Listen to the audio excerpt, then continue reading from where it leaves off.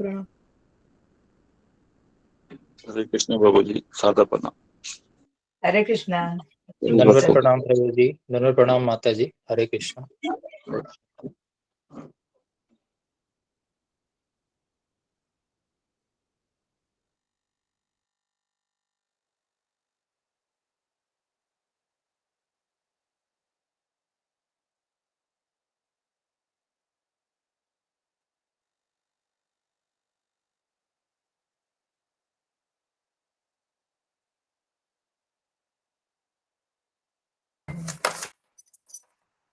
বন্ধ কর না, বন্ধ করনি।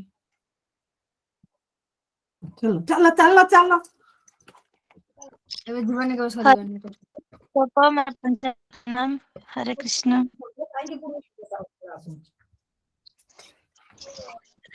हरे कृष्ण प्रभु जी, हरे कृष्ण माता जी, सभी भक्तों को पंचांग।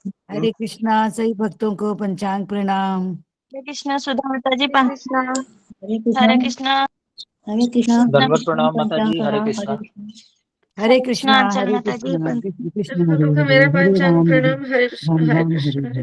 कृष्ण, हरे कृष्ण मोहन प्रभु जी प्रणाम। दंडवत प्रणाम माता जी। दंडवत प्रणाम।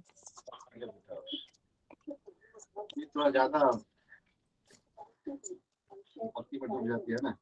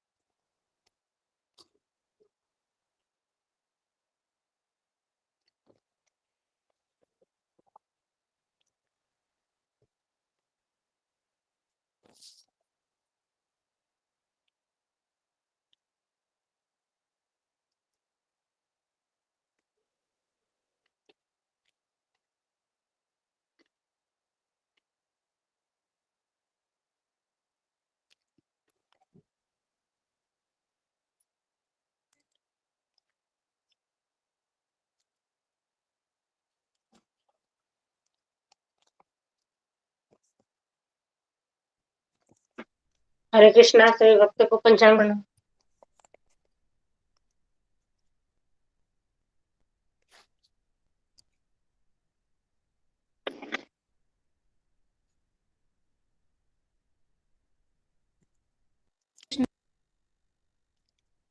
हरे कृष्णा सभी भक्तों को हरे पंचांग कृष्ण माता जी प्रणाम। सबको मेरे प्रणाम।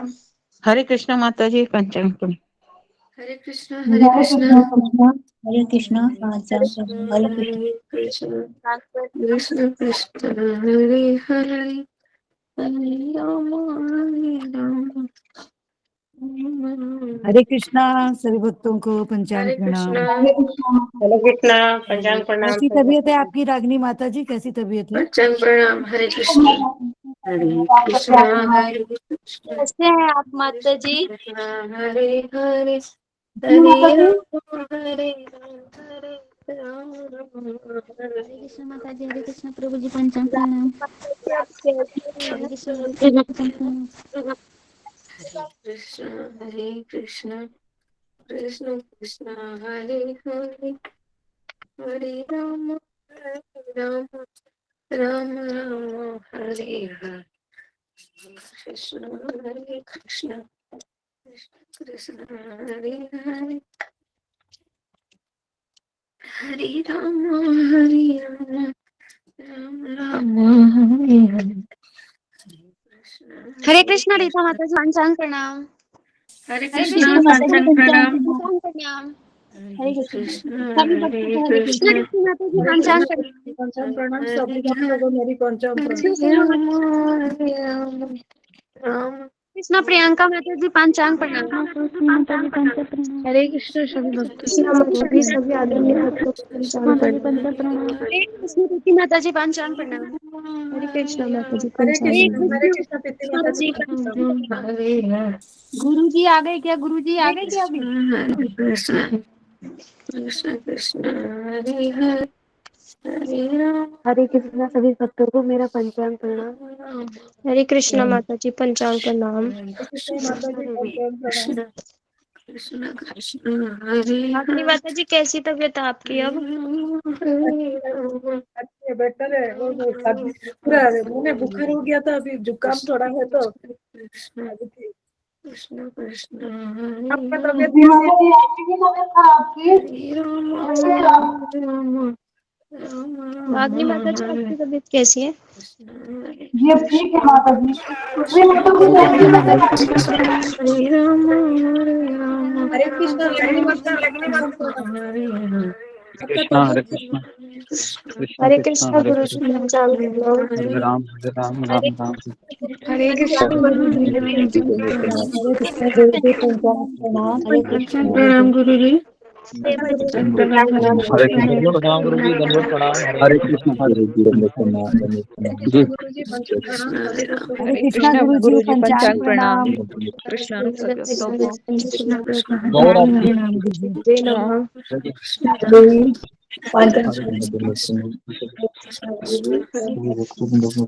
हरे कृष्णा गुरु जी पंचांग प्रणाम। हरे कृष्णा। तो गौर आरती किसको भी आता है फिंगर को रेख कीजिए। गौर आरती और भोग आरती जी। नहीं आता। सब लोग साउंड को जरा म्यूट कीजिए। हाँ जी। तो जी गौर आरती है, टिकमू माता जी गाओ, गौर आरती गाओ। हरे कृष्णा।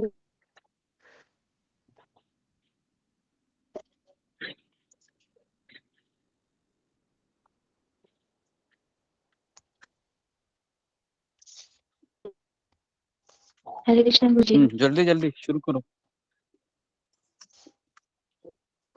हरे कृष्ण गुरु जी पंचांग जय प्रणाम। जय गौराचंदी कैमरा को ऑन करो। आरती कशो। कैमरा बंद है तुम्हारा? ऑन है गुरु जी। ऑन है, ओके अभी हो बोलो। ऑन हाँ जी।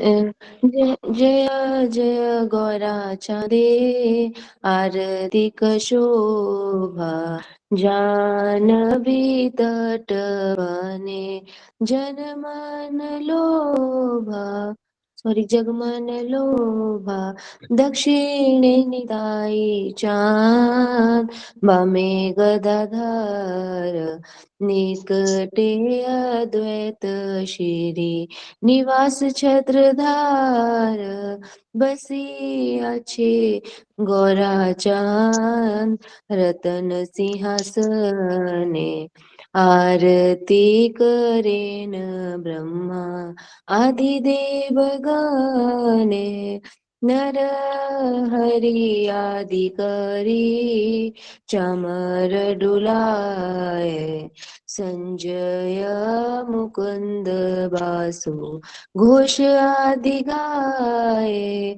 शंख बाजे घंटा बाजे मधुर मधुर मधुर बाजे परम रसाल बहु कोटि चंद्र जीनी बदन उज्ज्वल गल देशे बनमाला करे झलमाल शिव शुक गौरे हरि प्रेमे गदगद भगति विनोद देखे गौरारा संपाद हरे कृष्ण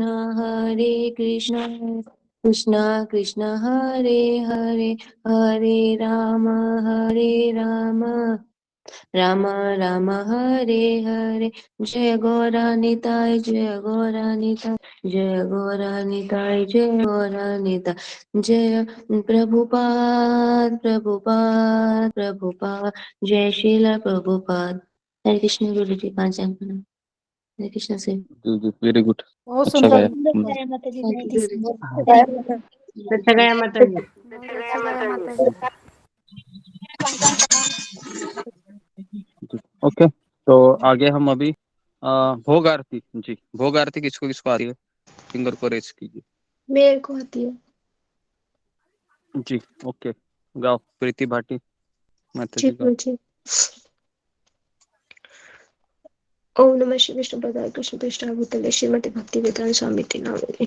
ओम नमः श्री कृष्ण चैतन्य प्रभु नित्यानंद श्री अद्वैत गदाधर शिवासादि गौर भक्त। भज भक्त वत्सला श्री गौर हरि, भज भक्त शला श्री गौर हरि, श्री गौर हरि सोहि गोष्ठ बिहारी, नंद जसोमति चित्त हारी, बेला होलो दामोदर सा खानो, भोग मंदिरे बोसी को राहो भोजन, नंदे रानी देश बाई से गिरी, गिरिवाला धारी वल देव साहा, सखा बाई से साड़ी साड़ी, सुक्ता सागादी भाजी नलिता कुष्मांडा, डाली दलना दुग्धा तुम्बी दधी मोका खंडा, मुद्रा बोरा मशा बोरा रोटी का नाना, शशकुली पिष्टा खीर पूरी पायशना,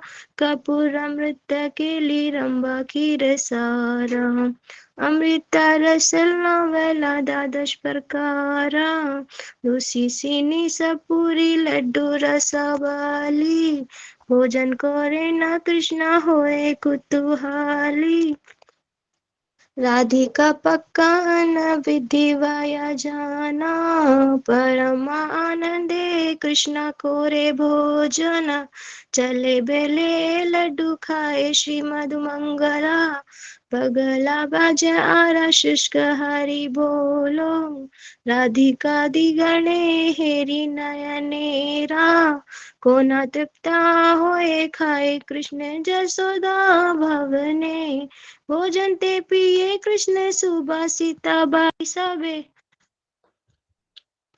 सॉरी,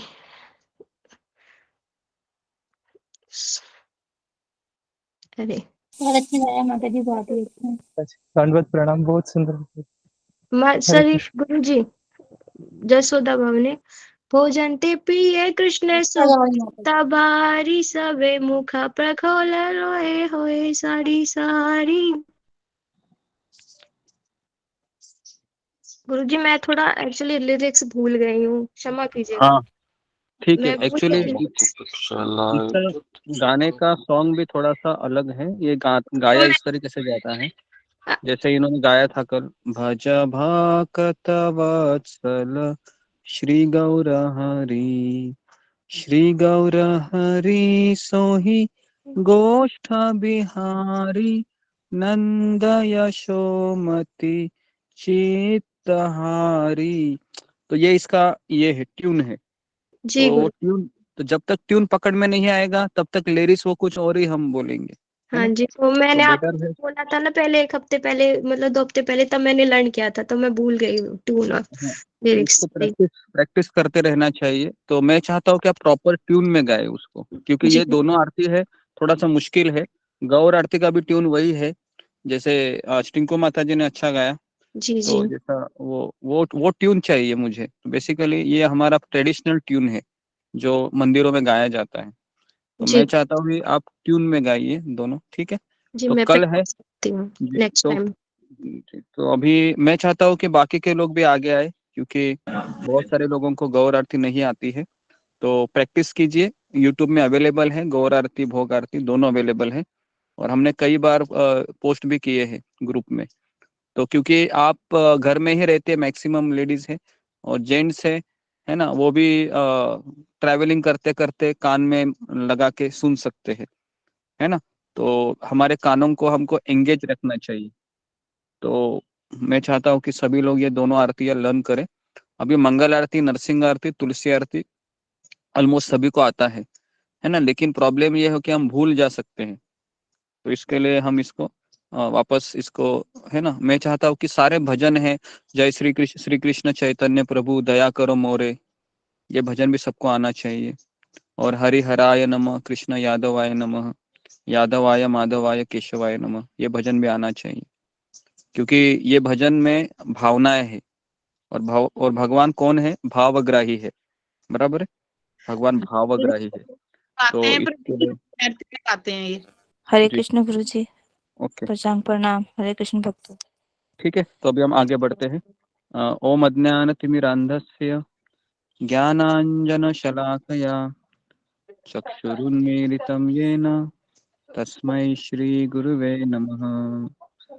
जय श्री कृष्ण चैतन्य प्रभु नित्यानंद, श्री अद्वैत गदाधर श्रीवासादि गौर भक्त वृंद।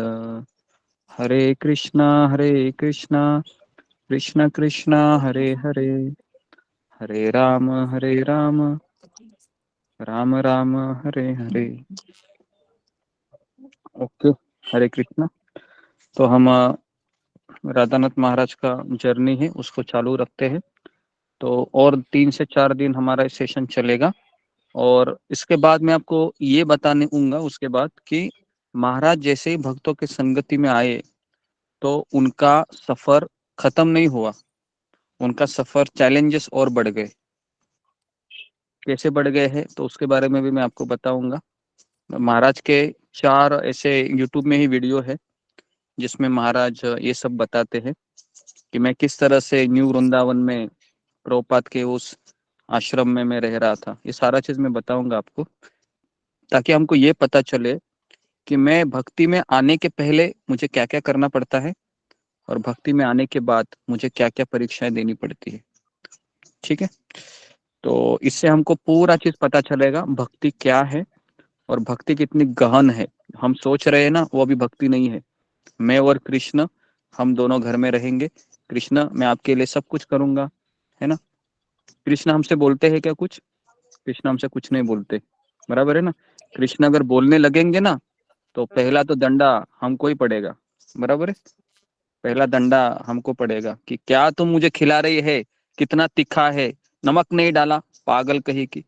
ऐसे भगवान जोर जोर से चिल्लाएंगे। फिर आप बोलोगे, आप फिर डरते डरते जाओगे, बराबर ना, अल्टर के पास भी। तो वो काम किसको दिया है भगवान ने? वो काम गुरु को दिया है। समझ में आ रहा है? क्योंकि भगवान तो बोलते नहीं है ना। भगवान बोलेंगे तो आप जाएंगे नहीं नजदीक, तो इसके लिए भगवान वह कार्य गुरु को दिए। समझ में आया किस तरह से काम करता है? नहीं तो आप सोचोगे कि मैं और कृष्ण हम दोनों गीत गाते रहेंगे, कृष्ण आप सुनते रहना, कभी डांटने का नहीं मुझे। डांटोगे तो मैं चली जाऊंगी या चला जाऊंगा। तो हमारा ये रवैया होता है। तो कृष्ण बोलते हैं नहीं नहीं, ऐसा नहीं चलेगा, तुमको अगर गलती किया है तो तुमको सजा मिलेगी। तो इस तरीके से कृष्ण भावना काम करता है। ठीक है, अभी हम आगे बढ़ते हैं। जी,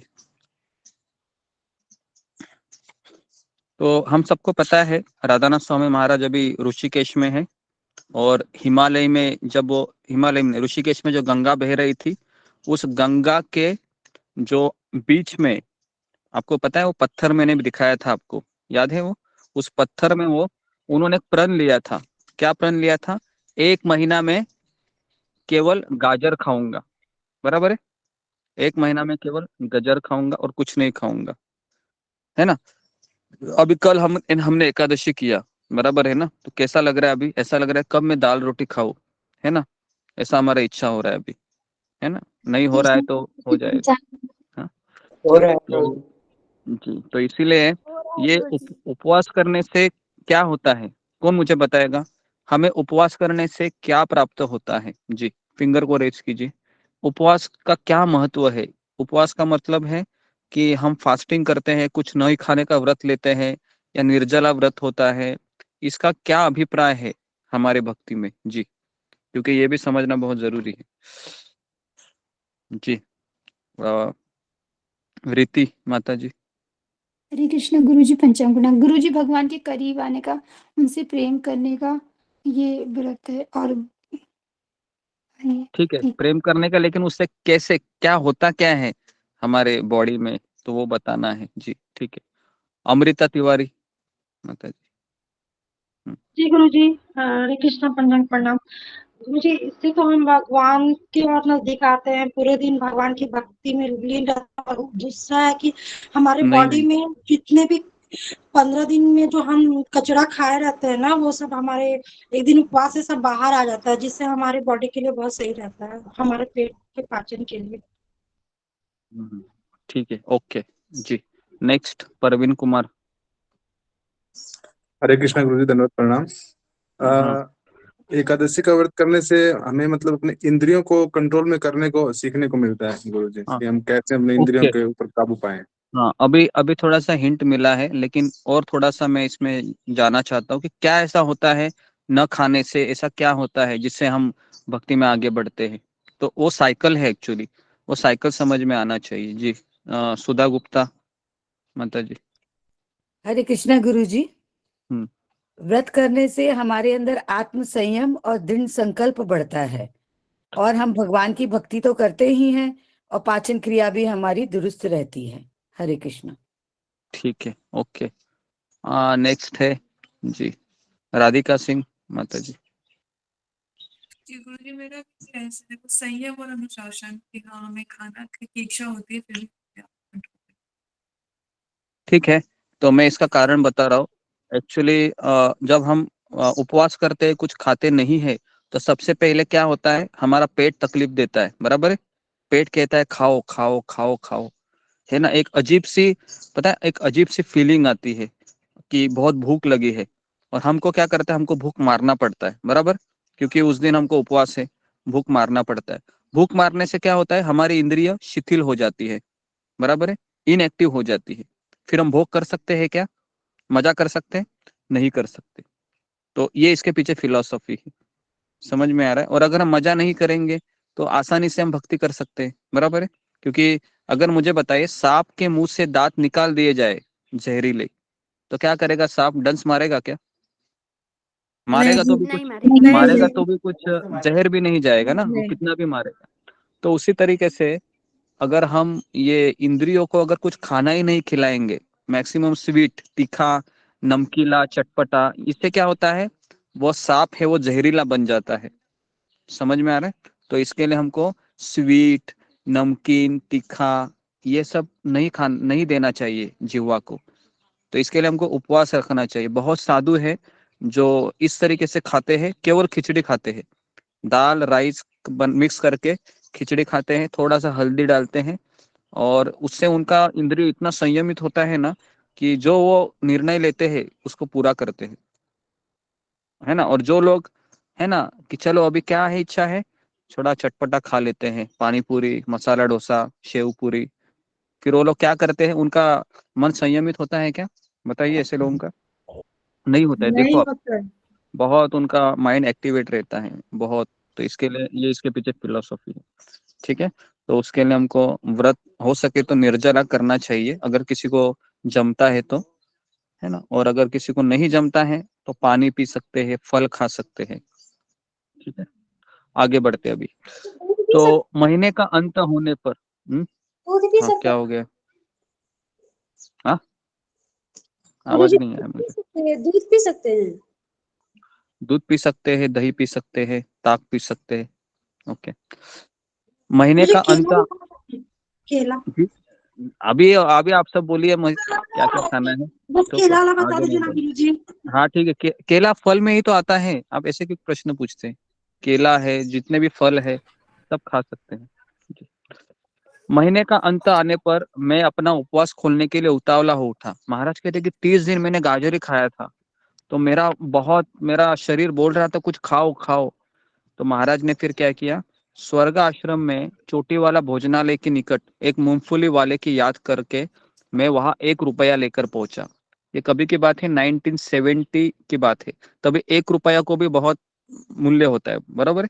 1970 में 1 रुपया भी मुझे लगता है 50 या 100 रुपए का भाव होगा उस समय, 1970 में। हाँ जी जी जी। तो महाराज कह रहे कि एक तीर्थ यात्री ने मुझे भिक्षा में दिया था वो 1 रुपया। तो मैं क्या किया, मैंने उसके बदले मुट्ठी भर मूंगफलिया की आशा लगाए हुए था मैं, लेकिन जब दुकानदार ने मैंने 1 रुपया दिया तो उसकी आंखें बड़ी हो गई और उसने तुरंत कुछ पुराने अखबारों को जोड़कर एक बड़ा लिफाफा बनाया। याद है आपको? पहले अगर जो मूंगफली वाले होते हैं या चना वाले होते हैं उनके पास पेपर होता था, उसको वैसा रोल करते हैं, पता है? कौन रोल करके कौन उसमें बना डालते कर हैं। देते थे, बना के कौन देते थे बनाकर इसमें करके जी, कौन में कौन बनाकर कौन में देते थे बनाते हाँ, थे। फोन में देते हैं जी। तो महाराज को भी उन्होंने क्या किया, मूंगफलियां पूरा भर के दिया और महाराज को बहुत आनंद हुआ। महाराज बोल रहे आज मैं भरपेट खाऊंगा, और जंगल के रास्ते वापस अपनी गुफा की ओर चल पड़ा। जंगल के भीतर प्रविष्ट होते ही एक विशाल भूरा बंदर मेरे समक्ष आकर खड़ा हो गया। महाराज कह रहे देखो 30 दिन हो गए कुछ खाया नहीं है, और अभी क्या हो रहा है देखो, हाथ में मूंगफलियां है बहुत। एक कस्टम अधिकारी की भांति उसने मेरा रास्ता रोक लिया और गुर्रा कर अपने नुकीले दांत दिखलाते हुए वह अपनी छोटी पैनी एवं हरी आंखों से अपना शिकार का मुआयना करने लगा। उसका हट्टा कट्टा शरीर घने बुरे बालों से ढका था। तो महाराज कह रहे कि एक ही झपटे में उसने मूंगफलियों का लिफाफा छीन लिया और तेजी से मेरी छाती पर लात मारते हुए पलटकर भाग गया। हाफता हवा में लड़खड़ाया और कई कदम पीछे ढकलता चला गया। जब मैंने स्वयं को संभाला तो यह देखकर मुस्कुरा उठा कि मेरा पूरा लिफाफा लेकर एक क्षण में ही जंगल में वो अदृश्य हो गया था। फिर भी छीना झपटी के बीच कुछ मूंगफलियां नीचे गिर गई थी। मैंने सोचा ठीक है, अपना उपवास खोलने के लिए इनसे ही काम चलाना होगा।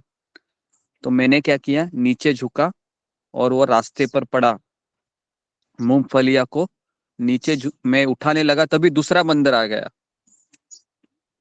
महाराज कहते हैं दूसरा बंदर आ गया और उसने सभी मूंगफलियों को चुन कर ले गया, मेरे लिए एक भी नहीं छोड़ी। अभी मेरा यहाँ पर प्रश्न है, अगर आप उस जगह पर होते थे तो बंदर को बहुत गाली देते थे, एक तो गाली देते ही थे, बराबर है ना? जी गुरुजी। अभी महाराज क्या बोलते हैं यहाँ पर वो हमारे लिए बहुत इंपॉर्टेंट है।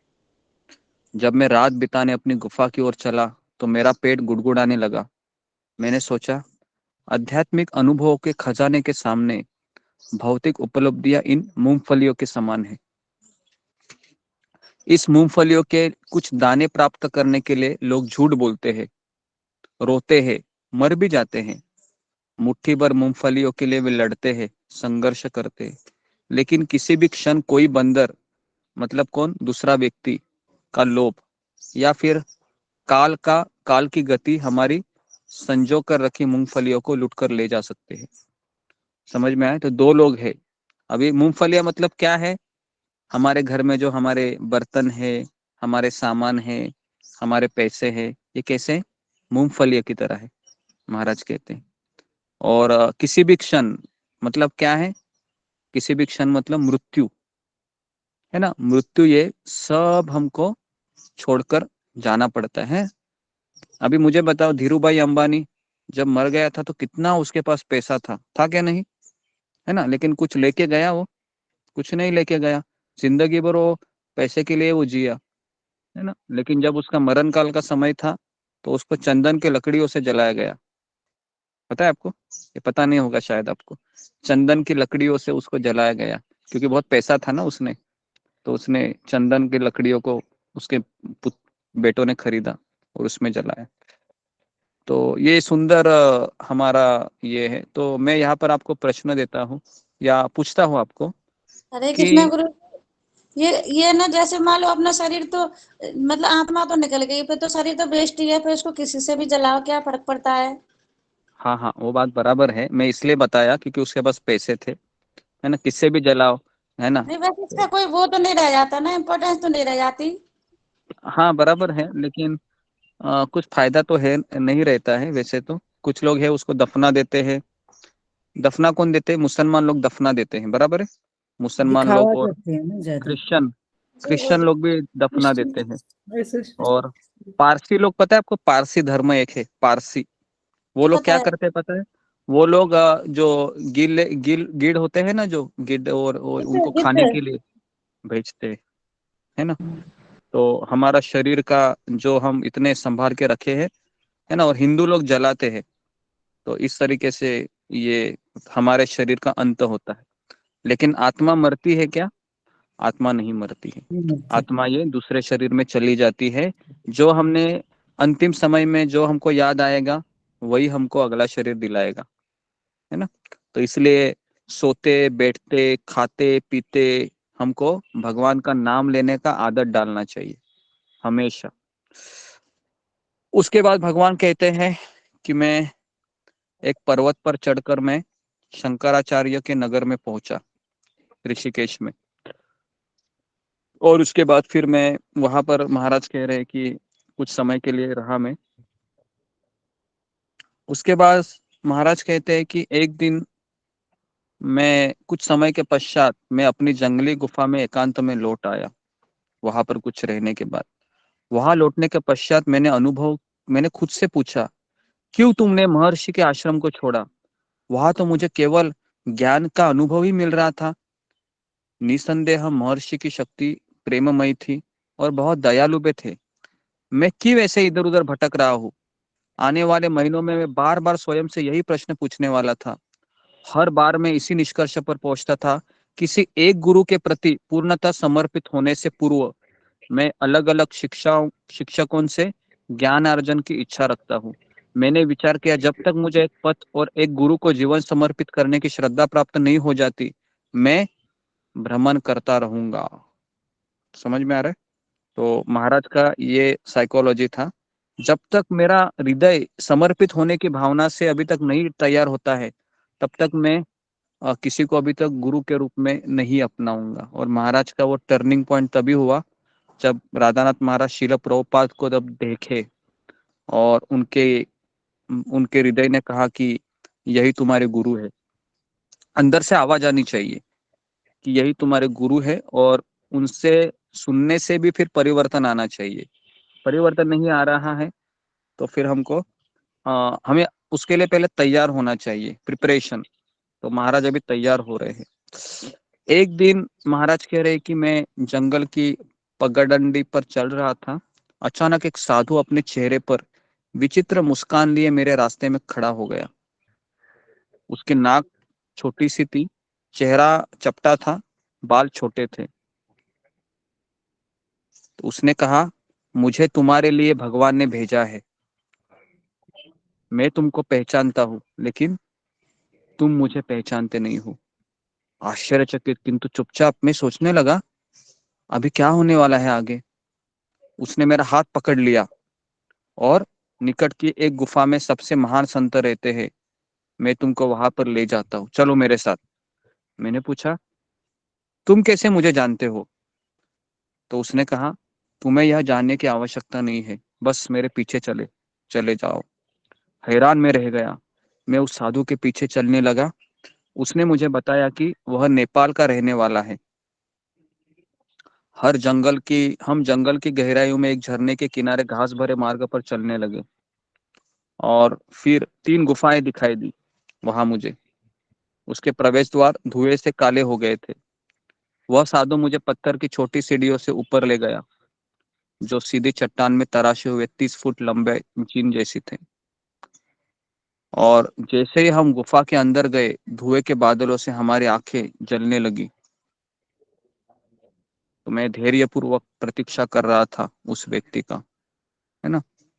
तो उसने कहा, नेपाली साधु ने ट्रांसलेशन करके बताया, क्योंकि नेपाली साधु को अंग्रेजी आता था।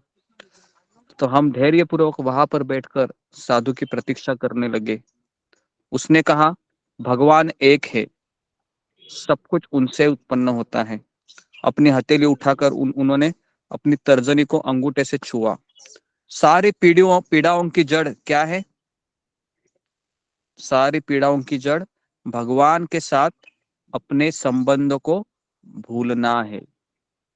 बराबर है? अभी आप बताओ, आपके घर में आपको क्रोध कब आता है? जब आप ये भूल जाते हो कि मैं भगवान का सेवक हूँ। बराबर है? जब हमको याद रहता है ना, तब हम विचलित नहीं होते हैं, चाहे मेरा पति मुझे कुछ बोले, पत्नी कुछ बोले। लेकिन हम जब अपेक्षा करते हैं तो हम भूल जाते हैं कि मैं भगवान का सेवक हूँ। तो सबसे बड़ी पीड़ा क्या है? सारी पीड़ाओं की जड़ क्या है? भगवान के साथ अपने संबंध को भूल जाना। उन्हें माया अथवा भ्रम कहते हैं। यदि तुम सच्चे मन से उन्हें पुकारोगे तो स्वयं को तुम्हारे समक्ष प्रकट कर देंगे वह। हमारे अंदर कपट नहीं होना चाहिए। तुम जीवन भर जंगल में घूम सकते हो, किंतु भगवान तुम्हारे हृदय के भीतर ही है। जब तुम वहां उनसे मिलोगे तो तुम पाओगे कि वे सर्वत्र है। उनके शब्द मानो मेरी सबसे गहरी उलझनों को सुलझा रहे थे, जिन्हें सुनकर मैं विस्मित रह गया। मैं वैराग्य जीवन व्यतीत करते हुए भगवान को अपने हृदय में ढूंढ रहा था। फिर बाबा ने अपने हाथ अपने घुटनों पर रखे। उनकी काली आंखें शक्ति और तरंगे छोड़ती हुई मानो मेरे मन को पढ़ रही थी। लोग क्षणभंगुर वस्तुओं के पीछे भाग रहे थे। क्या तुम देख सकते हो कि मृत्यु की राह पर वे चल रहे हैं? उनका प्रत्येक शब्द एक तलवार की भांति मेरी आसक्तियों को काट रहा था। तुमने सांसारिक जीवन का परित्याग कर दिया है, बहुत अच्छा है। वापस मत जाना अभी। ध्यान साधना तुम्हें शांति प्रदान करेगी। मैं लगभग 1 घंटा बैठकर सुनता रहा। अगले दिन पुनः आने का वचन देकर मैं चल दिया। मैंने उस साधु का अभिवादन किया। तो फिर वो नेपाली व्यक्ति ने कहा कि बाबा ये पंजाब के रहने वाले हैं। बचपन से ही उनके मन में बहुत प्रश्न थे। अंग्रेजी शासन के भारतवासियों का शोषण देखा तो वे सोचने लगे कि साधु और शास्त्रों से भरे इस देश के पास क्यों इन उत्पीड़नों का कोई हल नहीं है। तो फिर उन्होंने गुरु की खोज करने के लिए घर को त्याग दिया और फिर वह गुरु के चरणों में, उनको हिमालय में उनके गुरु मिल गए और इस तरीके से वह अभी यहाँ पर रहते हैं। तो लगभग 16 साल से महाराज इस गुफा में रहते हैं। तो इस तरीके से उस नेपाली साधु ने अपने बाबा के बारे में बताया और महाराज कहते हैं कि ऐसे साधु की शरण में इस पवित्र वन में रहना एक बहुत बड़ा सौभाग्य है। किंतु यदि मैं किसी एक गुरु का अनुगमन करने का निर्णय लेता हूँ तो मुझे भविष्य में कभी भी अपना मन बदलकर उनका अपमान नहीं करना चाहिए। मैं एक ऐसे गुरु और मार्ग ढूंढना चाहता था जिन्हें मैं अपना पूरा जीवन समर्पित कर सकूं। तो ये महाराज का मनोभाव था। तो महाराज क्या कर रहे थे? पढ़ रहे थे, सुन रहे थे, आगे आगे बढ़ रहे थे। तो हमें खोज करनी चाहिए। ऐसे नहीं कि मेरा पड़ोसी ने गुरु किया, मैंने टीवी पे देखा सत्संग चल रहा है तो चलो मैंने भी गुरु किया। ऐसा नहीं होना चाहिए। हमें पहले सुनना चाहिए उस व्यक्ति से, उसका क्या उसका ध्येय है ना, कुछ किस परंपरा से जुड़ा हुआ है वो, उनके गुरु कौन है, उनके गुरु कौन है, उनके गुरु कौन है, ये सब पता होना चाहिए, है ना। अंधे होकर हमको गुरु नहीं स्वीकार करना चाहिए। ठीक है। तो उस बाबा का नाम था महावीर दास टाट वाले बाबा। ठीक है। उसके बाद महाराज कह रहे कि मैं वहां से चल गया, है ना, और फिर मैं ऋषिकेश छोड़कर उत्तर में हिमालय की ओर ऊंचाई पर जाने का निश्चय किया। हिमालय बहुत ऊंचा है। तो वहां पर देवप्रयाग में मुझे एक ऐसा व्यक्ति मिला जिसका चरित्र मेरे मानस पटल पर सदा सदा के लिए अंकित रहेगा। मैं पर्वत से उतरकर उस स्थान पर पहुंचा जहां भागीरथी और अलकनंदा का संगम होता है। कितने लोग वहां पर गए हैं? भागीरथी और अलकनंदा का संगम होता है देवप्रयाग। गए हैं कोई? अगर गए हैं तो बहुत अच्छा है ना। तो हमें ऐसा जाना चाहिए। तो हम सोच रहे हैं हम एक ऋषिकेश और देवप्रयाग यहाँ पर भी यात्रा निकालेंगे। त्रिवेणी संगम है जहाँ पर कुंभ मेला भी उधर ही भरता है ना, देवप्रयाग में। तो जी, तो वहाँ पर है ना यात्रा निकालेंगे और काफी वहाँ पर जगह है। खास मैं उसलिए वहाँ पर जाना चाहता हूँ क्योंकि मेरे गुरु वहाँ पर गए हैं और वहाँ पर रहे हैं उस गुफाओं में। मैं उस गुफाओं को भी देखना चाहूंगा। मैं उस पत्थर को देखना चाहूंगा जहाँ पर मेरे गुरुदेव उस पर 1 महीना रहे थे और ध्यान किए थे, है ना। तो ये एक तो इसके लिए गुरु आरती में हम यही गाते हैं कि श्री गुरु चरण रति यही से उत्तम गति, है ना। जहां जहां मेरे गुरु गए हैं मैं उनके चरणों का अनुगमन करके चलता रहूंगा, है ना, यही मेरी उत्तम गति है। हाँ, आर ना करी है मने आशा, और मुझे कुछ मेरी इच्छा नहीं है। तो इस तरीके से महाराज कहते हैं कि मैं ऋषिकेश को छोड़कर हिमालय में घूम रहा था।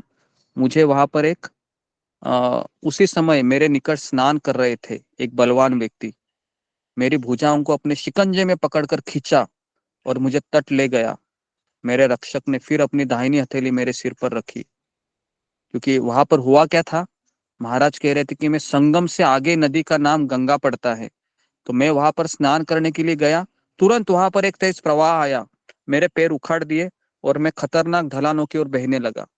तभी महाराज कहते हैं कि मुझे एक शक्तिशाली भुजा ने अपने शिकंजे में पकड़कर खींच लिया। मेरे रक्षक ने फिर अपनी दाहिनी हथेली मेरे सिर पर रखी ऐसे, और पूरे हृदय से मेरे संरक्षण के लिए मंत्रों का जप करने लगा। इस प्रकार मेरी पहली बार भेंट कैलाश बाबा से हुई। कैलाश बाबा लगभग 60 वर्ष के थे। उनका शरीर बलशाली था। उन्होंने अपने सफेद जटाओं को सिर पर बांधा हुआ था। तो कैलाश बाबा ऐसे पहले व्यक्ति थे जिन्होंने मुझे सिखाया कि एक साधु को कैसे जीवन जीना चाहिए।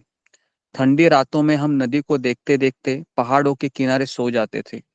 एक रात उन्होंने मुझे अपना कंबल दिया और मेरे बार बार मना करने पर भी वे जोर देते रहे।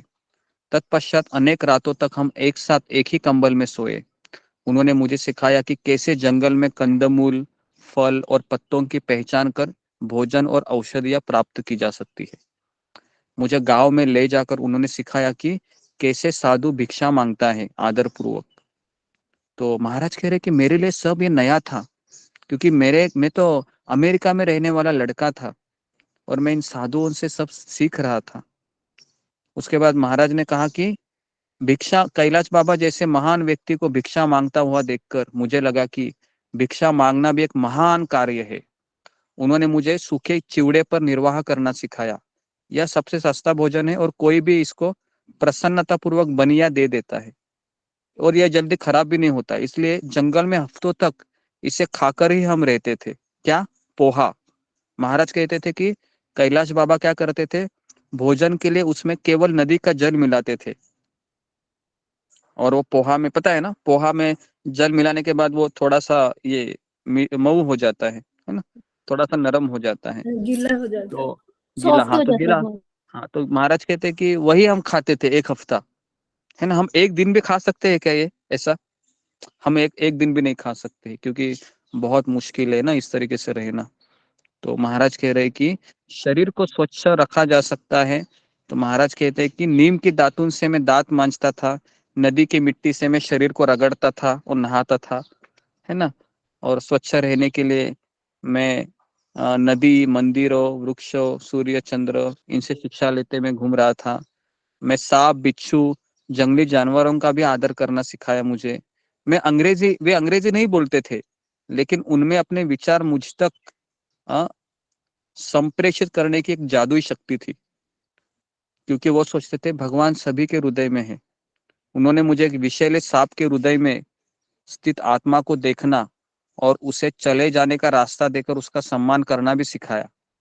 समझा? मतलब अचानक सांप आ गया तो कैसे उसको हटाना है, ये भी उनको सिखाया महाराज उन्होंने, कैलाश बाबा ने। एक साथ भ्रमण करते हुए धीरे धीरे मेरे पिता तुल्य बनते गए और वे मुझ पर इतना प्रेम बरसाने लगे कि मानो मैं उन्हीं का पुत्र हूँ। उसके बाद कहते हैं महाराज कि कैलाश बाबा ये किसके भक्त थे?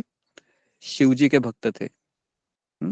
शिव जी ईश्वर के ही स्वरूप हैं, जो भौतिक जगत और उनके संहार का नियंत्रण करते हैं।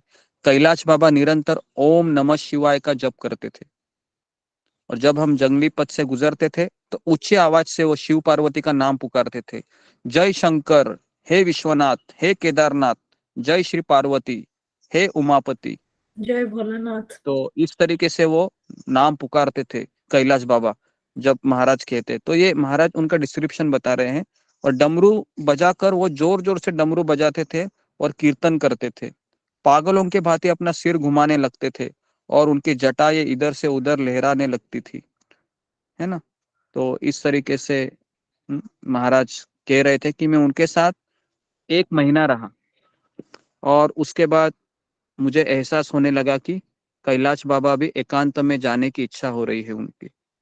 मैं उन पर बोझ नहीं बनना चाहता। मैं समझ गया कि मेरे लिए भी अब आगे बढ़ने का समय आ चुका है। उनके चरणों में प्रणाम करते हुए मैंने उनसे आशीर्वाद की याचना की। कैलाश बाबा जोर से हंसने लगे, फिर उनकी आंखों में आंसू भर आए और उन्होंने कसकर भालू के समान मेरा आलिंगन किया। एक मंत्र उच्चारण करके उन्होंने अपना आशीर्वाद दिया। विदाई के समय उनके हृदय की कोमलता और विरक्ति की दृढ़ता ने मुझे छू लिया। हम एक दूसरे से एक पिता और पुत्र के समान प्रेम करते थे, किंतु हम समझ गए कि वे विचरते साधु होने के कारण हम पुनः कभी नहीं मिल पाएंगे, और इतने सालों के बाद भी मैं उनको कभी नहीं मिला, कैलाश बाबा को। तो इस तरीके से महाराज कहते कि कड़वा मीठा अनुभव मेरे द्वारा चुने गए, है ना, जीवन का एक अंग बन चुका था। लोगों से मधुर संबंध बनाना और छोड़कर आगे चलते रहना मेरे लिए बहुत कठिन था ये, लेकिन विरह की पीड़ा मधुरता को, संबंध की मधुरता को मेरे हृदय में जीवंत बनाए रखती। कैलाश बाबा ने दूर जाते हुए मुड़कर मुझसे प्रार्थना किया कि मैं उन्हें कभी ना भूलूं। आज भी वो मेरे हृदय में विराजित है। देखिए, तो हालांकि महाराज ने प्रभुपाद से दीक्षा लिया, प्रभुपाद को गुरु स्वीकार किया है, लेकिन कुछ कुछ चीजें हैं। महाराज कहते हैं कि मैं हिमालय में कई साधुओं से सीखा मैं। तो इस तरीके से लगभग इन्हीं दिनों में मैंने अपने परिवार को पत्र लिखा। प्रिय माँ, पिताजी, मार्टी और लैरी, बेहतर है कि आदमी निर्धनता में ही रहे, बजाय इसकी कि वह अपने आत्मा को सोने के खोखले महल के नीचे बेच दे। बेहतर है अनजान बनकर रहना, बजाय इसकी कि अपनी आत्मा को नाम, यश और प्रशंसा के खोखले और निरर्थक सुखों के लिए बेच देना। यह जीवन नहीं है। बेहतर है तुरंत प्राण त्याग दे, बजाय इसके कि अपने जीवन के आदर्शों की खोज करने से वंचित रह जाना। मैं अज्ञानी और सत्य से अनभिज्ञ हूँ। भगवान को जानने वालों में शायद मैं सबसे दूर हूँ। इसलिए मेरे जैसे अज्ञानी को परम सत्य की उस आनंदमय ज्योति को जो आप में और मुझ में प्रकाशित है, देखने के लिए बहुत समय चाहिए। तो मैं अभी भी कुछ लिख नहीं सकता हूँ कि मैं कभी आऊंगा, लेकिन मैं आऊंगा। आपका पुत्र रिचर्ड। ऐसे महाराज ने पत्र लिखा अपने परिवार वालों को। तो महाराज कह रहे कि बचपन से ही मैं आध्यात्मिक लालसा, है ना, चिंगारी मेरे भीतर थी। फ्लोरोस के वो उस गिरजाघर में प्रार्थना करते हुए वो लौ बन गई। फिर आइल ऑफ क्रीट में ध्यान करते हुए एक ज्वाला के रूप में परिवर्तित हो गई, और मुझे वहां पर ही आदेश मिला, गो टू इंडिया। फिर मध्य पूर्वी देशियों ने चुनौती भरे संघर्ष का ईंधन झोंककर उस अग्नि को प्रज्वलित किया, और हिमालय की साधुओं की संगति में घूमते हुए पवित्र अग्नि मेरे भीतर प्रचंडता के साथ धधकने लगी। अब मैं केवल एक ही उद्देश्य के लिए जी रहा था। मैंने भगवान से प्रार्थना किया, भगवान आप मेरी सहायता करें, मैं अकेला हूं। अब 20 साल का मैं हुआ था। मेरी कठिन जीवन शैली से मेरा वजन 60 किलो से 50 किलो हो गया था। मैं एक जोड़ी कपड़ा भी पहना था। मेरे कपड़े भी मैले हुए थे, क्योंकि तालाब, नदियों और झरनों में मैं उसको धोता था। मेरी त्वचा भी शुष्क और कठोर हो गई थी। मेरे होठ फट गए थे, बाल जटाएं बन गई थी। मैं रबर की सस्ती चप्पल पहनता था। मेरे पैर मिट्टी से भूरे हो गए थे, एड़ियां फट गई थी। मेरे द्वारा चुना हुआ जीवन मेरे स्वास्थ्य पर प्रतिकूल प्रभाव डाल रहा था, लेकिन मैंने उसके ऊपर ध्यान नहीं दिया। ज्ञान के लिए मेरे उत्कंठा की लौ पहले से कहीं अधिक तीव्रता से जल रही थी। क्या मुझे कभी ऐसा मार्ग मिलेगा जिस पर मुझे चलना चाहिए? क्या गुरु जिसका मैं अनुगमन करना चाहता हूँ, क्या मेरे वो सामने प्रकट होंगे? तो इस तरीके से महाराज अपने आप को ही पूछते थे।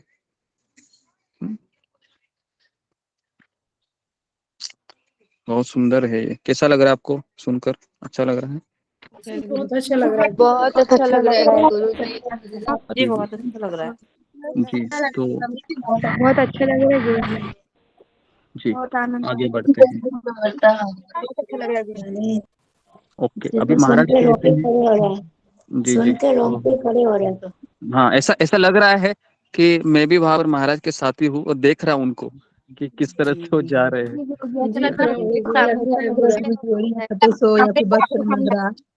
जी जी जी। तो देवप्रयाग में महाराज थे। ठीक है, माइक को जरा बंद कीजिए। उसके बाद महाराज कहते हैं कि मैं आगे बढ़ रहा था और अचानक महाराज कह रहे हैं कि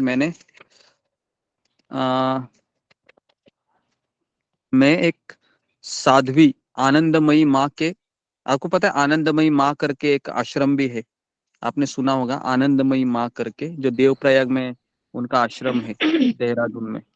तो महाराज कह रहे हैं कि मैं वहां पर गया और वो इंदिरा गांधी की गुरु थी तभी, आनंदमयी माँ। तो महाराज कह रहे कि फिर मैं वहां पर हिमालय के नीचे, देवप्रयाग के नीचे आकर मैं गंगा के तट पर, मुझे एक साधु ने बताया कि यहाँ पर आनंदमयी माँ का आश्रम है। तो मैं वहां पर उनसे मिलने के लिए गया, तो वह मुस्कुराते हुए कीर्तन कर रही थी भगवान के नाम का। फिर अच्छा, अनेक उन्होंने क्षण, देखा।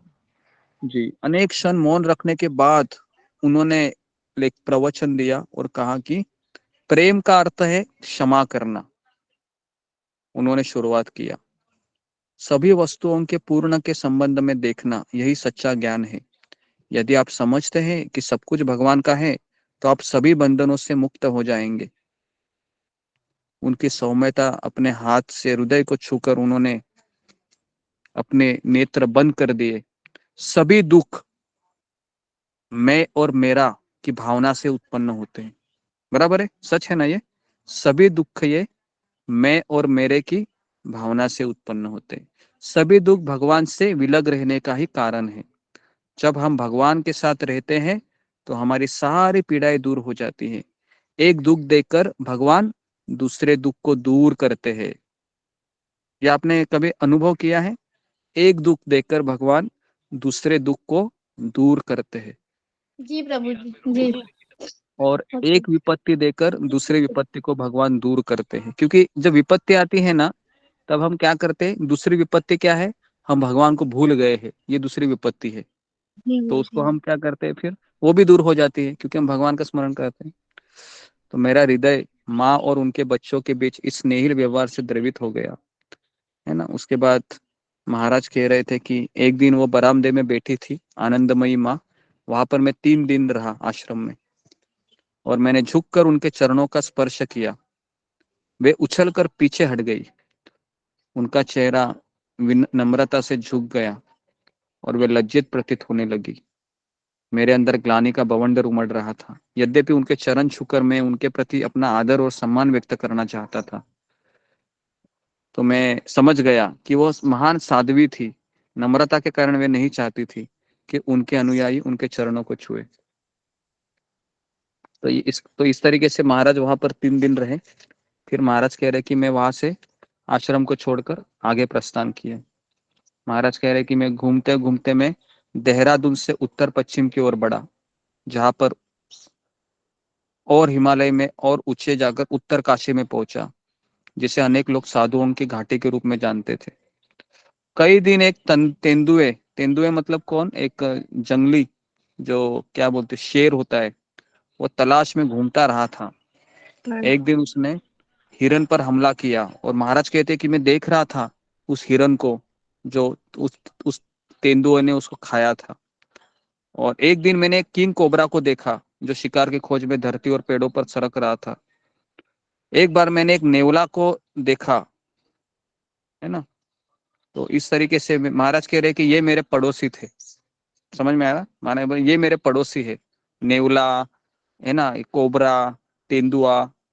महाराज कह रहे कि मैं इन लोगों के साथ रहता था, क्योंकि कैलाश बाबा ने मुझे बताया था इनके साथ कैसे रहना है। तो मैंने भगवान से आंखें बंद कर कर प्रार्थना किया, हे कृष्ण, हे भगवान, मुझे निर्भर बनाइए ताकि मैं इनसे डरूं ना और अपनी राह पर चलता रहूं। तो इस तरीके से महाराज ने कहा कि मैं आगे चलता रहा, आगे चलता रहा। उसके बाद महाराज कहते हैं कि मैं हिमालय की निर्जन पगडंडी पर बैठा था। लगभग 20 लोग आए अचानक। उनके हाथों में लोहे के त्रिशूल थे और मानव खोपड़ियों के मुकुट जैसे टंगी थी वो। तो महाराज कह रहे थे वो कौन थे? वो नागा बाबा थे। नागा बाबा थे और वह आजीवन ब्रह्मचार्य का व्रत धारण किए थे। तो मेरा मन उत्सुकता से यह जानने के लिए उद्विग्न हो गया कि क्यों उन्होंने इस तरह से जीवन को चुना है। तो उनमें से एक अंग्रेजी बोलता था। उन्होंने पूछा मुझे, जय शंकर करके चिल्लाया और मेरी बाह को पकड़ा ऐसे और मुझे उनके दल में खींच लिया। शीघ्र ही उन्होंने अपने भाई के रूप में मुझे स्वीकार किया। और महाराज कह रहे थे कि मैं उनके साथ 3 से 4 दिन रहा और महाराज कह रहे थे कि एक नागा बाबा मैंने देखा कि ध्यान में बैठ गया, अचानक वो धरती से 1 फुट ऊपर उड़ गया, हवा में तरंगने लगा। महाराज कह रहे कई नागा बाबा देखा तो हवा में तरंग रहे थे। तो महाराज को आश्चर्य लगा कि ये क्या हो गया। तो बाद में महाराज ने कहा कि हवा में उड़ना उनके लिए आम बात थी। समझ में आया? हवा में उड़ना आम बात थी क्योंकि इनको सिद्धि प्राप्त होती है। पता है, जिसको सिद्धि प्राप्त होती है ना, वह हवा में तैर सकता है, पानी में चल सकता है ना। अगर आपको कोई दिखाई देगा पानी में चल रहा है तो आप क्या बोलोगे? अरे ये तो भगवान है करके। लेकिन वो भगवान नहीं है, उसको सिद्धि प्राप्त है। समझ में आया? नहीं तो ये पता होना बहुत जरूरी है। आजकल के लोग ऐसे ही लोगों को भगवान मानते हैं, बराबर ना? आजकल के लोग ऐसे लोगों को भगवान मानते हैं जो कहते हैं कि क्या चाहिए तुम्हें, तो वो लोग ऐसे राख, ऐसे हाथ में ऐसा राख दे देंगे आपको ऐसा। झूठी बोलते हैं गुरुजी। हाँ, और बोलेंगे आपका बीमारी इसको आपकी जेब में रखो, है ना, तो आपका बेटी का शादी भी हो जाएगा, है ना। इस तरीके से बोलते हैं वो, बराबर। तो ऐसे लोग देखो इनके पास शक्ति होती है, लेकिन शक्ति किसके लिए होती है? बीमारी दूर करना, है ना। बीमारी दूर कर सकते हैं आपका, है ना। तो मेरे पिताजी भी है ना ऐसे ही एक जंगली बाबा करके उनके फॉलोअर है। तो मैंने बचपन से मैं ये सब देखते आ रहा हूँ। तो मेरे पिताजी क्या करते थे, जब मेरा 10वीं का एग्जाम था तो उन्होंने ऐसा मंत्र से जपते हुए एक जो अगरबत्ती की राख होती है ना, उसको मंत्र से जप कर मेरे अंदर ऐसा पूड़ी रखी थी जेब में। क्यों रखी थी? क्योंकि जो मैंने पढ़ा है ना मुझे याद आए। समझ में आ रहा है? तो मुझे ये सब पता नहीं था ये क्या हो रहा है, लेकिन अभी मैं जब इस किताब को पढ़ता हूँ तो मुझे पता चलता है कि ये सब क्या होता है। इस विद्या को बोलते हैं, ये सिद्धि प्राप्त होती है। तो मेरे पिताजी उसके 20-25 साल से फॉलोअर है। 30 साल हो गए, अभी भी वो करते हैं। वो ध्यान साधना करते हैं और यज्ञ करते हैं और पद्मासन में बैठते हैं। और उनकी इच्छा थी कि मैं भी उनका उत्तराधिकारी बनूं, तो उन्होंने मुझे बहुत फोर्स किया उसके लिए। वो चाहते थे कि तुम भी ये सब करो, लेकिन मेरा मन नहीं मान रहा था उसके लिए। तो इसके लिए वो थोड़ा सा मेरे ऊपर हमेशा गुस्सा भी रहते हैं कि तुम अगर मेरा उत्तराधिकारी बनता था तो अच्छा रहता था। लेकिन ये सब अगरबत्ती के राख से किसी को अच्छा करना, ये सब प्रभुपाद का किताब पढ़ने से पता चला कि ये सब नकली है, असली नहीं है ना। इस तरीके से तो महाराज कह रहे हैं यहाँ पर सिद्धियां कैसे प्राप्त होती थी उस साधु लोगों को? सिद्धियां प्राप्त होती है, वो तपस्या करते हैं, उससे सिद्धि प्राप्त होती है। सिद्धि प्राप्त करने का एजुकेशन है, एजुकेशन करना पढ़ने से होता है। आपको पता है एक हिमालय में एक योगी था, 85 ईयर का था, 85 ईयर, और उन्होंने 70 साल पानी भी नहीं पिया था, एक भी कुछ फल भी नहीं खाया था। वो क्या करता था पता है क्या? ऐसे खड़ा रहता था, सूर्य की ओर देखता था आधा घंटा। सूर्य की ओर आधा घंटा देखने से इसके यहाँ पर ना एक नेचुरल ऐसा लिक्विड तैयार होता था अंदर, उसका वो जीवा से ऐसे चाट लेता था ऐसे अंदर से। तो वो खाने से उसका पूरा नरिशमेंट होता था, कुछ खाने की जरूरत नहीं उसको, ना उसको 1 नंबर आता था ना 2 नंबर आता था। ये भी विद्या है। समझ में आ रहा है क्या? ये सब साइंस है, लेकिन हमें इसके पीछे नहीं जाना है, ठीक है, क्योंकि ये सब नकली है। ओके, असली ये चीज है, भगवान का नाम ले लो और गुरु की सेवा करो, और यह भगवान का नाम लेते लेते ही मरना है, भगवत धाम जाना है। क्योंकि ये सब करके भगवत धाम नहीं जाता है कोई, समझ में आ रहा है? ये सब करके भगवत धाम नहीं जाता है, क्योंकि ये भौतिक विद्या है, शरीर से जुड़ी हुई है। ठीक है, तो अभी भी ऐसे हिमालय में इंस्टीट्यूट है जो इस तरीके का प्रशिक्षण देते हैं। आपको सूर्य की ओर देखना है कुछ समय के लिए, और सूर्य को देखते देखते यहाँ पर एक लिक्विड तैयार होता है आपके गले के अंदर, और उससे आपका पूरा नरिशमेंट होता है, कुछ खाने की जरूरत नहीं है। ठीक है, तो ये असली में, हाँ, ये मैं देख सच सकते बोल हैं रहा हूँ। गुरुजी, हाँ, ये सब रहता है। करके देख सकते हैं। अभी आप कर नहीं सकते, आधा घंटा आप सूर्य की तरफ क्या 2 मिनट भी नहीं देख सकते, वो प्रशिक्षण होता है, वो साइंस है ना। आप घर पे बैठ कर नहीं कर सकते, आपको एजुकेशन लेना होगा उसके लिए। लेकिन मैं चाहता हूँ कि आप ये सब मत लो, यहाँ पर ही प्रवचन सुनते रहो सत्संग में। ठीक है। ओके, लेकर उधर जाओगे। ओके, तो इस तरीके से महाराज कह रहे थे कि मैंने उन नागा बाबाओं को देखा, मेरे तो रोंगटे खड़े हो गए, महाराज कह रहे थे। और वह जो नागा बाबा है ना, वो क्रोधित भी होते थे, क्योंकि मैंने क्या किया, चप्पल पहन के मैं आया था, एक नागा बाबा जोर से चिल्लाया मेरे ऊपर, और सारे नागा बाबा क्रोधित हो गए, और एक ने कहा कि चप्पल निकालो। फिर मैं चप्पल निकाला तो बाद में वो हंसने लगे, और उन्होंने इस तरीके से वो गुस्सा भी होते थे। एक नागा जो अंग्रेजी बोलता था, उसने कहा कि यज्ञ वेदी हमारा मंदिर है, यहाँ जूते नहीं लाते हैं। और वास्तव में हम क्रोधित नहीं हुए थे, हम तुमको सबक सिखाने के लिए हमारा एक तरीका है। तो मैंने वचन दिया कि मैं कभी भी शिक्षा को नहीं भूलूंगा। तो इस तरीके से महाराज कह रहे कि ये नागा बाबा के साथ में रहा। चमत्कारिक इनके ये थे, इनके पास सिद्धियां थी, लेकिन मैं इनके साथ ज्यादा नहीं रह पाया।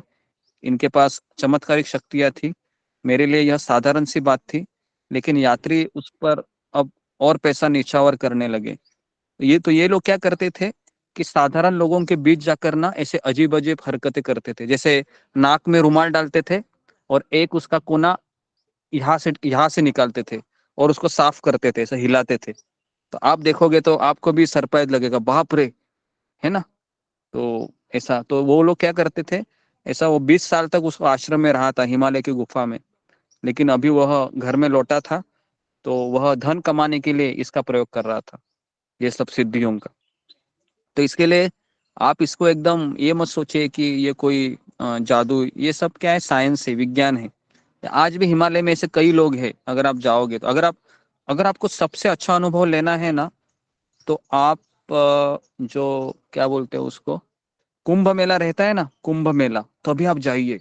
आपको ऐसे ऐसे साधु दिखेंगे ना जो 200 साल 150 साल पुराने हैं, लंबी जटाएं रहते, हाथी के ऊपर आते हैं। और ऐसा कहा जाता है कि ये लोग है ना, उज्जैन में ऐसे बाबाओं को देखा है जो हवा में लटके रहते हैं। हाँ, हवा में लटके रहते हैं, देखा है, देखो इसने देखा है, शिला माता जी। अच्छा होगा तुम गई नहीं वहां पर, उनके पीछे। के मेला गई थी घूमने के लिए, तब देखा मैंने वहां हाँ, पर। क्योंकि ये लोगों के पास सिद्धियां होती है, और लेकिन ना, सिद्धियां होती है लेकिन अनर्थ नहीं गए होते, पता है क्या। अनर्थ निवृत्ति सिद्धियों से नहीं होती है, अनर्थ निवृत्ति किससे होती है, चैंटिंग करने से होती है, जप करने से होती है। तो उसके लिए आप ऐसा मत सोचिए। एक बार एक व्यक्ति के पास एक व्यक्ति आया प्रभुपाद के पास, और ऐसा जादू दिखाने लगा अलग अलग तरीके से। और प्रभुपाद के शिष्य भी थे, ऐसा कर रहे, ऐसा देख रहे थे वो, ऐसे हाथ ऐसे मुंह खुला करके, क्या जबरदस्त ये बोल रहा है, जबरदस्त दिखा रहा है। तो उसके बाद फिर उन्होंने प्रभुपाद ने उसको बुलाया जादूगर को, और कहा कि इधर आजा। तो वो आ गया, क्योंकि प्रभुपाद जी बहुत बड़े व्यक्ति थे। प्रभुपाद ने पूछा, क्या तुम जन्म मृत्यु बुढ़ापा बीमारी से मुझे मुक्त करा सकते हो क्या, तुम लोगों को। तो जादूगर ने कहा, नहीं, मैं उससे नहीं मुक्त करा सकता, इसलिए तुमसे बड़ा जादूगर मैं हूँ, प्रभुपाद ने कहा। समझ में आया। प्रभुपाद ने क्या कहा, तुमसे बड़ा जादूगर मैं हूँ, क्योंकि मैं जन्म मृत्यु को निकाल सकता हूँ। और देखो मेरे शिष्य, देखो सब कुछ छोड़ कर आए हैं मेरे पास, इनको कुछ सैलरी भी नहीं दे रहा हूँ, फिर भी मेरे लिए काम कर रहे। समझ में आ रहा है आपको। तो ये थे शिल प्रभुपाद जी। तो इस तरीके से प्रभुपाद जी एक ऐसे व्यक्ति, प्रभुपाद जी का जीवन चरित्र ही ऐसा फैसिनेटिंग है कि बहुत प्रभावित करता है कि किस तरह से अपने एक गुरु का आज्ञा के लिए जिए, अमेजिंग है, अमेजिंग। और हालांकि सब उन्होंने छोड़ दिया और चुनौती भरे आगे बढ़ते रहे ऐसे ही। महाराज कह रहे तो मैं तो 20 साल का जवान था, लेकिन प्रभुपाद 70 साल के थे। समझ में आया ना? 70 साल की बूढ़ी अवस्था में अमेरिका जाते हैं जलदूत से, है ना? और क्या क्या चैलेंजेस आती है ना? और महाराज कह रहे मैं तो क्या जवान था, मेरे हाथ पैर बहुत ठनठनित थे। इसके लिए महाराज हमेशा कहते हैं मेरे से भी शिला प्रभुपाद का कार्य है वो अद्भुत है। मैं तो भगवान की खोज के लिए भले ही आया हूँ, लेकिन शिला प्रभुपाद भगवान को देने के लिए घूम रहे थे। समझ में आ रहा है? प्रभुपाद ये भगवान को बांट रहे थे, तुम ले लो, तुम ले लो, तुम ले लो, तुम ले लो। तो ये है प्रभुपाद जी। ओके, तो कितना टाइम हो गया? हाँ ठीक है, तो अभी मैं 5 मिनट में खत्म। मुझे टाइम का पता ही नहीं चलता है, बोलते रहता हूँ, तो इसके लिए टाइम देखना। ओके, उसके बाद अभी हम आगे जाते हैं। महाराज कहते हैं मैं वाराणसी जाने के लिए मैंने दिल्ली से एक ट्रेन पकड़ी। मैं खिड़की से दूर तक फैले भारत के खुले मैदानों को निहार रहा था और बातचीत करते करते मैं वहां पर ट्रेन में एक व्यक्ति से मिला। फिर महाराज कहते हैं मैं वाराणसी से काशी विश्वनाथ मंदिर में गया। आप में से कितने लोग गए हैं वाराणसी में प्राचीन काशी विश्वनाथ मंदिर? शायद आप गए भी होंगे, गए होंगे ना जी। तो महाराज कह रहे मैं वहां पर गया और शिव जी और पार्वती जी वहां पर निवास करते हैं। शास्त्रों के अनुसार अनादि काल से साधुगण, राजागण, सामान्य लोग इस मंदिर में तीर्थाटन के लिए आते हैं, है ना? तो एक दिन वाराणसी में भ्रमण करते हुए मुझे एक स्त्री का क्रंदन सुनाई पड़ा। वह रो रही थी। तो मैंने देखा क्या, क्यों रो रही है वो? तो देखा महाराज कह रहे कि शव यात्रा चल रही थी, तो फूलों से सजा हुआ शव बांस के एक डोले पर रखा था और पीछे आगे लेडीज चल रही थी, पीछे पुरुष चल रहे थे। तो महाराज देखा उस लेडीज को। महाराज कह रहे मैं भी रो उठा, मैं भी उनके पीछे चलने लगा और मैं अंतिम संस्कार देखने के लिए स्मशान घाट तक पहुंच गया। क्योंकि महाराज कह रहे कि पश्चिम में ऐसे संस्कार नहीं होते थे, लेकिन ये जलती चिताओं को देखकर मैं मृत्यु के रहस्य पर चिंतन करने लगा। गहन अंतर्ज्ञान प्राप्त करने की प्रार्थना करते हुए मैंने एक निर्णय लिया कि सूर्योदय से सूर्यास्त तक मैं उस स्मशान घाट पर मृत्यु के अटल सत्य पर चिंतन करूंगा। महाराज कह रहे कि मैं 10 दिन उधर ऐसे ही रहा। सुबह आता था स्मशान में और सूर्यास्त तक मैं चिंतन करता था, जलती हुई किस चिता को देखते हुए, है ना? अगर किसी को संसार के भोग करने की इच्छा होती है ना, बराबर है, तो उसको क्या करना चाहिए पता है क्या? उसने ना हॉस्पिटल में विजिट करनी चाहिए। अगर आप हॉस्पिटल में जाओगे ना तो आपको पता चलेगा ये संसार, इस शरीर कैसा है। खास करके आईसीयू वार्ड में जाएंगे ना तो आपको पता चलेगा क्या ये मेरा शरीर है, क्या है ना? कोरोना काल में ना गुरुजी मैंने देखा, मैं हॉस्पिटल में जॉब पे मैंने ना लाशों को शमशान घाट छोड़ के आई एम्बुलेंस में भर भर के। कोरोना काल में बहुत भयानक स्थिति देखी गुरुजी इस समय। जी जी जी जी। तो ये बहुत जरूरी है कि हमको इस तरह से, मैं चाहता हूँ कि महीने में एक दिन तो हमको हॉस्पिटल में विजिट देना चाहिए ताकि हमको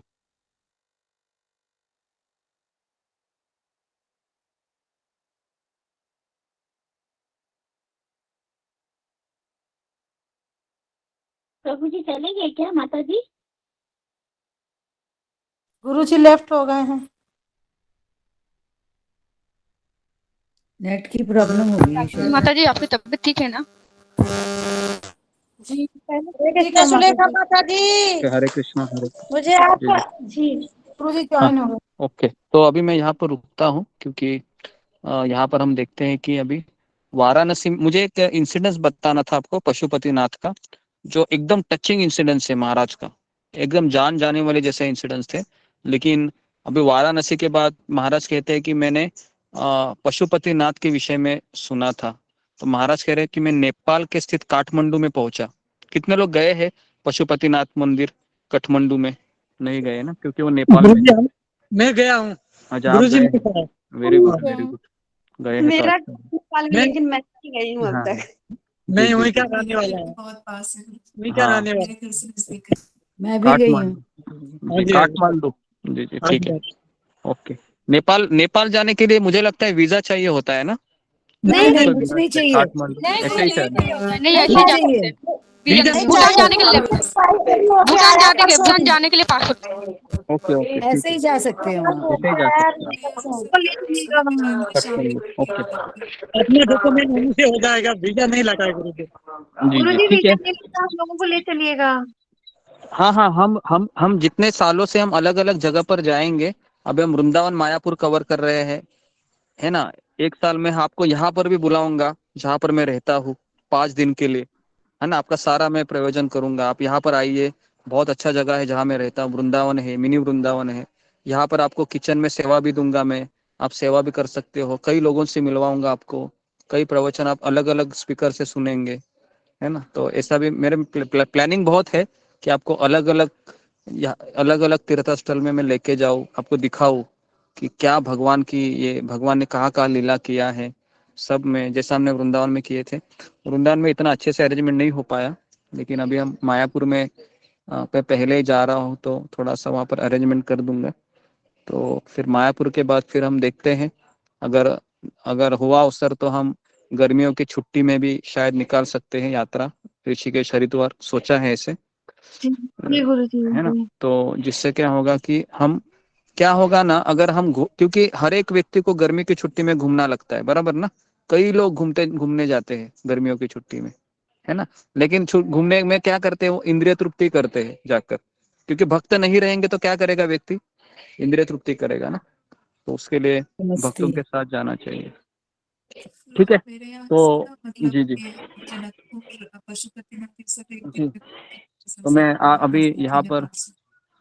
क्या बोल रही है, आवाज नहीं आ रहा है तुम्हारा राधिका। मैं बोल रही मेरा घर नेपाल से बहुत नजदीक है, यहाँ से जनकपुर पशुपतिनाथ ये सब चीज और मिथिला ये सब चीज एक दिन में घूम के आ सकते हैं, मेरे घर के पास से बहुत नजदीक है। हाँ हाँ चलो अच्छा है। तो महाराज आपके इधर भी आए होंगे, जनकपुर पशुपतिनाथ उसी रास्ते से गए होंगे, हाँ है आपने ना। बोला ना कि वो तो जंगली जनकपुर कुत्ते भी देखा है रहेंगे, मैंने गुरु जी। जनकपुर में जंगली कुत्ते घूमते रहेंगे फिर, है ना। पता रहता नहीं, है। हाँ उन्हीं का इलाका है ना जंगली कुत्ते। जी ठीक है। गुरुजी रिहायशी इलाका है वो, रिहायशी इलाका है, अभी वो सब वीआईपी जंगली कुत्ते नहीं है वहाँ। अभी नहीं है ना, हाँ। मतलब मुझे लगता है 1970 में शायद थोड़ा सा इतना डेवलप नहीं रहेगा वो, आज से 50 साल पूर्व, तो तब वहां पर बहुत कुछ था। ओके, तो ऐसे अलग अलग 4 धाम भी रहते हैं, ऋषिकेश, हरिद्वार और प्रयाग, काशी, ऐसे 4 धाम यात्रा भी। हाँ केदारनाथ, बद्रीनाथ।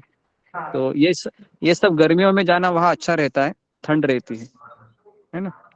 तो बाकी कई दूसरी जगह हम जा वृंदावन नहीं चार धाम सकते। में नहीं आता है क्या?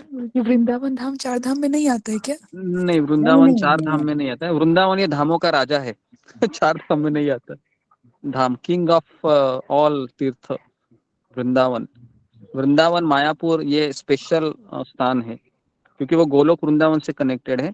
और ये 4 धाम है ना, द्वारका आता है 4 धाम में, जी। द्वारका, द्वारका, और द्वारका आता है, उसके बाद बद्रीनाथ, केदारनाथ और रामेश्वरम, केदारनाथ, रामेश्वरम और बद्रीनाथ। पुरी। रामेश्वरम। पुरी रामेश्वरम, आता है, जगन्नाथपुरी। जगन्नाथपुरी भी आता है, जगन्नाथपुरी जी होता है।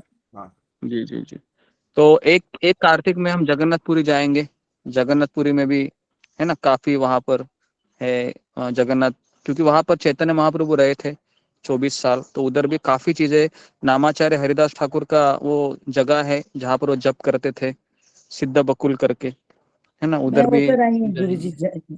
जी जी जगन्नाथपुरी और रामेश्वरम हाँ दोनों। हाँ हाँ ठीक है। तो सारा चीज मैं बता रहा हूँ, तो आप एक्साइटेड रहिए ठीक है। तो एक दिन जाएंगे, ठीक है। ओके, तो मैं यहाँ पर रुकता हूँ, 10:15 है, ठीक। ओके, बहुत बहुत धन्यवाद आप सबका। तो आपको महाराज का क्लास अच्छा लग रहा है कुछ? जी अगर गुरु आपको, जी गुरु जी बहुत हाँ जी अच्छा प्रभु लगा। जी, जी गुरु बहुत जी। अच्छा। जी गुरु बहुत जी। अच्छा लगा। हाँ हाँ बहुत अच्छा जी लगा। जी। अच्छा लगा गुरु जी, बहुत अच्छा। तो हम और 3-4 दिन महाराज, अभी पशुपतिनाथ में हम कल शुरू करने वाले। पशुपतिनाथ से बहुत टचिंग इंसिडेंट्स है, मैं चाहता हूँ आप जल्दी ज्वाइन हो जाइए। उसमें जो एकदम एकदम थ्रिलर अनुभव है महाराज का, महाराज का जान जाने वाला था पशुपतिनाथ में, क्योंकि पशुपतिनाथ में एंट्री नहीं है फॉरेनर लोगों को, बराबर है, फॉरेनर लोगों को एंट्री नहीं है। तो महाराज क्या करते पता है क्या, पूरा राख लगाते हैं शरीर को ऐसे पूरे, ताकि मैं हिंदू लगूं, और ऐसा महाराज एंट्री करते हैं, तो वो मैं आपको कल बताता हूँ, ठीक है? ओके, हरे कृष्णा हरे कृष्णा हरे